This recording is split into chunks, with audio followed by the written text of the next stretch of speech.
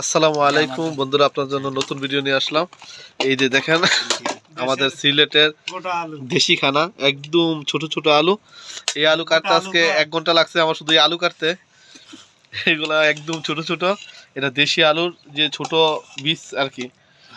এর সাথে আছে সিমের বিচি, তেল ছাড়া তরকারি, লেবু। এটা সিলেটের এক ঐতিহ্যবাহী খানা। আর এই ধরনের খানা কে খাইছেন আপনারা আমার জানাবেন কমেন্টে। আমরা অবশ্য অনেক আগে আরো খাইছি, কিন্তু অনেক মজার।